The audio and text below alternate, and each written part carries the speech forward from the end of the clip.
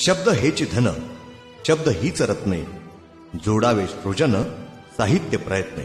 खरं तर सातत्याने साहित्यिक म्हटलं तर त्याला अशा वेगवेगळ्या पर्वांची एक खरं तर अपेक्षा असते की कुठेतरी महिन्यामध्ये 2 महिन्यामध्ये असे मोठे जंगी कार्यक्रम झाले पाहिजेत, त्याच्यातच साहित्याला एक चांगल्या प्रकारचा उजाळा मिळतो. आणि म्हणून कुठेतरी साहित्य क्षेत्रामध्ये काम करत असताना या सगळ्या मंडळींना एक वेगळा उत्साह त्या प्रत्येक नगर जिल्ह्याच्या साहित्यिकाच्या मनामध्ये निर्माण झालेला आहे. शब्दगंध साहित्यिक परिषदेने नगर जिल्ह्याची साहित्यिक चळवळ जिवंत ठेवली आहे. दरवर्षी कुठल्या ना कुठल्या परिस्थितीत, मग त्यात राजेंद्र उदागे असतील, सुनील गोसावी, भगवान राऊत, शर्मिलाताई या सर्वांनी, यांच्या नेतृत्वाखाली सर्वांनी आर्थिक मदत जमा करून शब्दगंध साहित्य संमेलनाला आकार दिलेला आहे. साहित्य, शब्द, विचार, आचार आणि व्यवहार माणसाचं आयुष्य घडवतात. या जडणघडणीत नगरच्या साहित्य वर्तुळात एक मोलाचं आणि मानाचं स्थान प्राप्त करून आपल्या वैचारिक, सांस्कृतिक, बुद्धिप्रामाण्यवादी विचारधारेतून समाजाला एक नवी दिशा देण्याचं काम करणारे साहित्य विचारपीठ म्हणजे शब्दगंध साहित्य परिषद. समाजात अनेकदा प्रस्थापित साहित्यकारापुढे नव्या तरुणांना व्यासपीठ मिळत नाही. खरं म्हणजे नव्या तरुणामध्ये उर्मी असते, नवनवे विचार असतात, नव्याने साहित्याकडे पाहण्याचा दृष्टिकोन असतो, परंतु कित्येकदा अशी संधी मिळत नाही. नवोदित साहित्यिकांना नवं व्यासपीठ मिळवून देण्याच्या प्रयत्नात समविचारी लेखक, कवी, गीतकार, ऐन तारुण्यात नेते झालेले नवोदित साहित्यिक यांना व्यासपीठ मिळावं यासाठी एक घडीपत्रिका प्रसिद्ध करण्यास सुरुवात केली आणि साहित्य चळवळीचं रणशिंग फुंकलं. महाविद्यालयामध्ये असताना आम्ही वेगवेगळ्या ठिकाणी कथा कविता लिहित होतो. या कविता कधी परत येत, तेव्हा सर्वांनी मिळून आपणच विचारपीठ सुरू करावं असं ठरलं आणि मग शब्दगंध साहित्य चळवळीची सुरुवात शेवगाव या ठिकाणी आम्ही केली. त्यावेळी प्राचार्य शिवाजीराव देवडे सर, लहू कानडे, प्राचार्य doctor Shankar Chavan sir, Chandrakant Mhaske sir, Vasant Murdare असे सर्व मान्यवर आम्हाला सहकार्य करत होते, सपोर्ट करत होते. त्याचबरोबर बापूसाहेब भोसले हे नेहमी आम्हाला प्रोत्साहन देत होते. त्यांना प्राचार्य शिवाजीराव देवडे, कविवर्य लहू कानडे, प्राध्यापक सुधीर शर्मा यांचं मार्गदर्शन लाभलं. पुढे त्यांना या प्रवासात प्राध्यापक डॉक्टर शंकर चव्हाण, राजेंद्र उदागे, भरत गाडेकर यांची साथ लाभली. प्राध्यापक सुधीर शर्मा यांनी शब्दगंध चळवळीची स्थापना करून नोंदणीकृत करण्यासाठी प्रोत्साहन दिलं आणि अशा पद्धतीनं अधिकृतपणे शब्दगंध साहित्यिक परिषदेची स्थापना झाली. पहिल्या वर्षी VRDचे तत्कालीन सहसंचालक प्रमोदजी देशपांडे या साहित्य परिषदेचे अध्यक्ष झाले. पहिलं राज्यस्तरीय शब्दगंध साहित्य संमेलन डॉक्टर सुधाताई कांक्रिया यांच्या मार्गदर्शनाखाली आणि प्रसिद्ध चित्रपट गीतकार कविवर्य बाबासाहेब सौदागर यांच्या अध्यक्षतेखाली हे संपन्न झालं. तेव्हापासून रसिक सभासदांची संख्या आजतागायत वाढतच आहे. यात काव्य संमेलनाबरोबरच कथाकथन, पुस्तक प्रकाशन, परिसंवाद, चर्चासत्र, कथा कविता लेखन कार्यशाळा, छायाचित्र प्रदर्शन यासारखे वेगवेगळे उपक्रमही परिषदेनं सुरू ठेवले. त्यामुळे शब्दगंधला उत्तम प्रतिसाद लाभला. शब्दगंध साहित्य परिषदेचा मी अध्यक्ष झाल्यानंतर सर्वप्रथम मी नवोदित साहित्यिकांना जोडण्याचं काम केलं. मध्यवर्ती साहित्य संमेलनं घेतली. माझ्या अध्यक्षतेखाली 8 साहित्य संमेलनं झाली. कवी संमेलनं वर्षातून 4-5 वेळा कवी संमेलन. वर्षभरामध्ये 8 ते 10 उपक्रम आम्ही राबवतो, सर्वांना सोबत घेऊन. की या नगर जिल्ह्यामध्ये असताना, महाराष्ट्रामध्ये असताना साहित्याच्या बाबतीमध्ये एक वेगळी चळवळ ही सातत्याने आपल्याला पाहायला मिळते. आणि खरं तर साहित्य संमेलन, अनेक संमेलनं घडत असतात. त्याच्या माध्यमातून खरं तर प्रत्येकाचा एक उद्देश असतो की ही साहित्याची चळवळ ही नवीन पिढी याच्यामध्ये आली पाहिजे आणि जे ह्याच्यामध्ये काम करतात तर त्यांना एक व्यासपीठ निर्माण झालं पाहिजे. आणि साहित्य एक असं आहे की ते वर्षानुवर्ष म्हणजे पिढ्यानपिढ्या हे चालू असतं. त्याच्यातनं आज आपण काही जर लिखाण मांडलं तर याचा पुढच्या पिढीला याचा उपयोग होतो. म्हणून ही चळवळ ही सातत्याने कुठेतरी मांडली गेली पाहिजे. ही चळवळ नवीन पिढी याच्यामध्ये आली पाहिजे.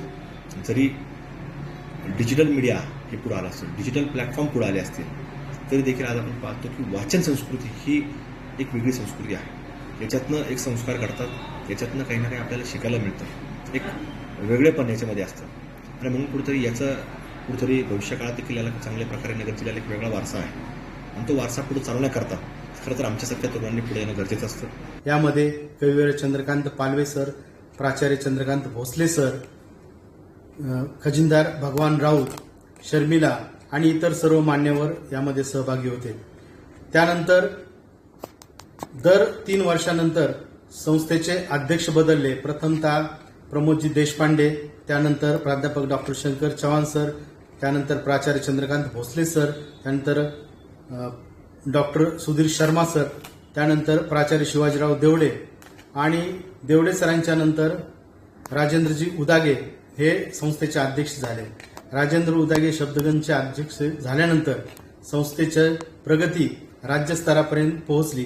कारण वेगवेगळ्या माध्यमातून शब्दगंध सर्व दूर कसे पोहोचेल या दृष्टिकोनातून त्यांनी प्रयत्न केले आणि म्हणून शब्दगंधचा विस्तार आता वाढलेला आहे. प्रत्येक जिल्ह्यामध्ये शाखा स्थापन झालेल्या आहेत. त्याचबरोबर अहमदनगर जिल्ह्यातील सर्व तालुक्यामध्येही शब्दगंधच्या शाखा आता झालेल्या आहेत. नवीन लिहिणाऱ्या लोकांना प्रेरणा आणि प्रोत्साहन मिळावं या दृष्टिकोनातून विविध कार्यक्रमाचं, स्पर्धांचं आयोजन शब्दगंधच्या वतीने करण्यात येत आहे. शब्दगंध हे नवोदितांना प्रेरणा आणि प्रोत्साहन देणारं विचारपीठ, एक अनुभवपीठ व्हावं. या व्यासपीठावरून व्यक्त होणारे लेखक पुढे यावेत आणि अनुभवांची ही कथन यात्रा कलाकार आणि रसिक अशी दुहेरी गोप घेऊन पुढे जावी, यासाठी हा प्रयत्न करण्यात आला.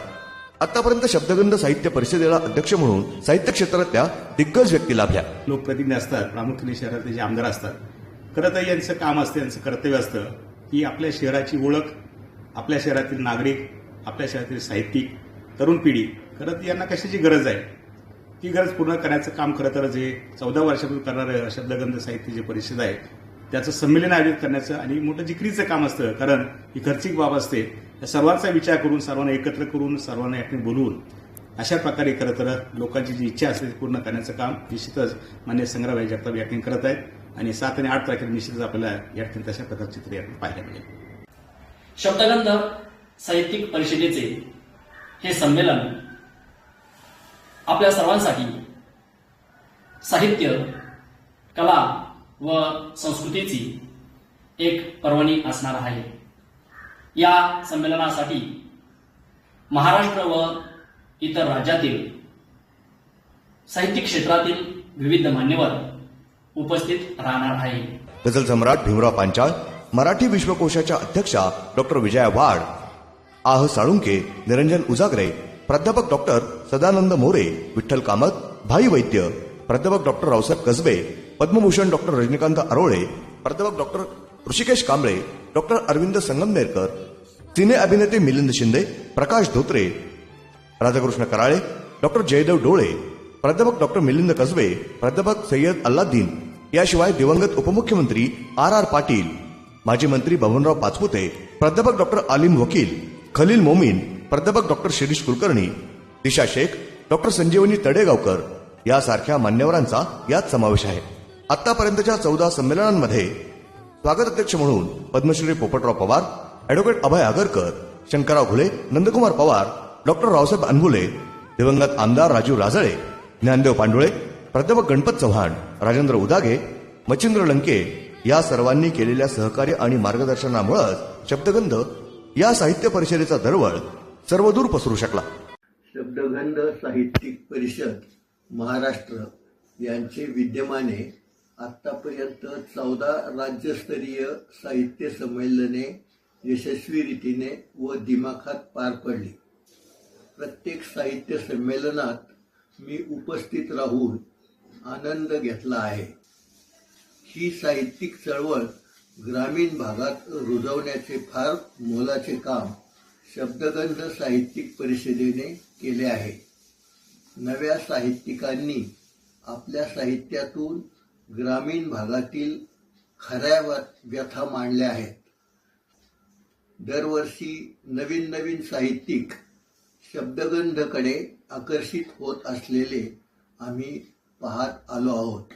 उपेक्षित समाज घटकांच्या जीवनाचं वस्तुनिष्ठपणे शब्दचित्रण करून शब्दहुंकाराच्या माध्यमानं मांडणारं शब्दगंध हे एक विचारपीठ व्हावं, सामाजिक संदर्भ आणि साहित्यिक पैलूंचं देखील विचारमंथन व्हावं, यासाठी आजपर्यंत 14 राज्यस्तरीय शब्दगंध साहित्य संमेलनाचं यशस्वीपणे आयोजन करण्यात आलं.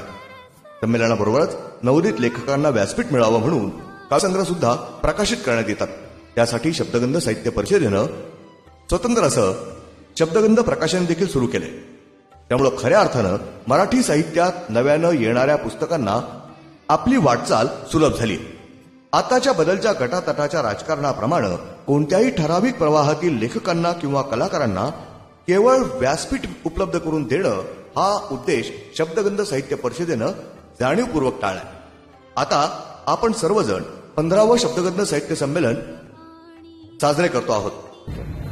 15वं साहित्य संमेलन हे खूपच आगळं वेगळं आणि राज्यस्तरावरचं खरं खुरं साहित्य संमेलन शब्दगंधाचं 15वं साजरं होत आहे. 15व्या साहित्य संमेलनाचे स्वागताध्यक्ष आमदार संग्राम भैया जगताप यांची मोलाची मदत झालेली आहे. संपूर्ण संमेलन त्यांच्या अध्यक्षतेखाली साजरं होत आहे. आज संग्राम भैयांचे भाषण ऐकले तर ते उत्कृष्ट साहित्यिक लेखक आणि वाचक वाटतात. संग्राम भैया जगताप गेली 10 संमेलनं अटेंड करतात आणि त्यांनी संमेलनं ऐकलेत, पाहिलेत आणि त्या दृष्टीने त्यांनी हे स्वागताध्यक्षपद स्वीकारले. 15व्या संमेलनाचे स्वागताध्यक्ष माननीय आमदार संग्राम भैया जगताप यांच्या मार्गदर्शनाखाली हे संमेलन होत असून या संमेलनाचे संमेलनाध्यक्ष डॉक्टर पुरुषोत्तम भापकर हे आहेत.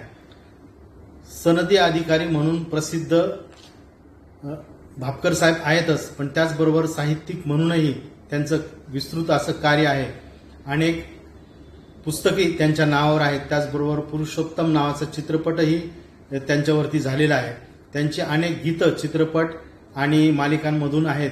त्याचबरोबर विविध सीडी त्यांच्या कवितांच्या झालेल्या आहेत. आणि प्रशासनातील पुरुषोत्तमासोबतच साहित्यिक पुरुषोत्तम म्हणजेच डॉक्टर पुरुषोत्तम भापकर सर्व लोकांच्या समोर यावेत या दृष्टिकोनातून आम्ही सर्व मित्रांनी विचारविनिमय केला आणि त्यांची निवड या संमेलनाच्या संमेलनाध्यक्षपदी केलेली आहे. या संमेलनामध्ये साहित्य जागर यात्रा, उद्घाटन सोहळा, कवी संमेलन, कथाकथन, चर्चासत्र आणि पुरस्कार वितरण, त्याचबरोबर संमेलनाचे अध्यक्ष कविवर्य पुरुषोत्तमजी भापकर यांच्या संकल्पनेवर आधारित माझ्या श्वासात तू हा कार्यक्रम या संमेलनामध्ये आपल्याला ऐकवायला मिळणार आहे. त्याचबरोबर अहमदनगर जिल्ह्यातीलच नव्हे तर महाराष्ट्रातील लोक कलावंत या संमेलनामध्ये आपली कला सादर करण्यासाठी हजेरी लावणार आहेत. नगर सारख्या छोट्या शहरात सुरू झालेली ही साहित्यिक चळवळ आता नगर जिल्ह्यातच नव्हे तर संपूर्ण राज्यभर पसरली. विविध जिल्ह्यांमध्ये शब्दगंधाच्या शाखा स्थापन झाल्या. या अगोदर शब्दगंधनं महाबळेश्वर इथल्या भिलार गावात देखील आपलं साहित्य संमेलन घडवून आणलं. यापुढील काळातही अशाच प्रकारे वेगळे उपक्रम राबवून ही साहित्य चळवळ अशीच पुढे नेण्याचा आमचा मानस आहे. या साहित्य संमेलनाच्या निमित्तानं नगरचे लोकप्रिय कार्यसम्राट आमदार संग्राम भैया जगताप यांनी दिलेली मोलाची साथ, मार्गदर्शन आणि संमेलनाला दिलेला हात ही खरोखरच आमची चळवळ यशस्वी करण्यासाठीचं एक खंबीर पाऊलच आहे. धन्यवाद.